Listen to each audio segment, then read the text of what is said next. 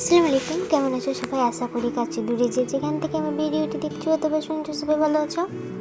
তো আমার আজকের ভিডিওটিও শুরু হচ্ছে আমার বাবার বাড়ি থেকেই। তো আমাদের বাড়ির পেছনে অনেকগুলো শাক হয়েছিল, লোটের শাক আর গাঁদা কুইয়ে নাকি বলে এইসব শাকই। তো আমাদের এখানে সব কিছুর শাকই পাওয়া যায়, যেহেতু আমাদের বাড়ি গ্রামে।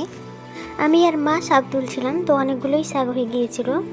এই শাক তোলার পর কিছুটা কচুর শাক তুলে নিয়ে চলে এসেছিলাম। আর এখানে শাক তুলতে তুলতে আমি দুই রকমের ফুলের গাছ পেয়েছিলাম। একটা ছিল তরুণলতা আর একটা ছিল মরকজিয়া। তো আমি বাড়ি নিয়ে চলে এসেছিলাম আর ছাদে উঠে কিছু 4-5টা মতো সজনে ডাঁটা পেড়ে নিয়েছিলাম। তো বাড়ি এসে রান্না বসিয়ে দিয়েছি। তো আমি সজনে ডাঁটাটা আগে থেকে ভালোভাবে তেলে একটু ভেজে নিই। কেমন একটা ঘ্যান থাকে, আমার ভালো লাগে না, তাই আমি ভেজে নিই।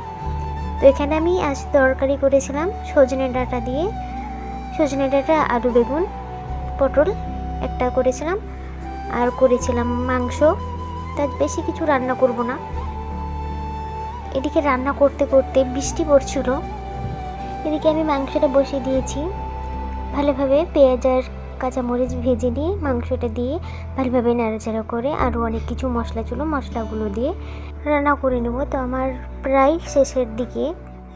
তো আজ রান্না করলাম ঝাল ঝাল মাংস। তো আমার আজকের রান্না এখানেই শেষ। আমার আজকের ভিডিও তোমাদের কেমন লাগলো অবশ্যই কমেন্টে জানাও।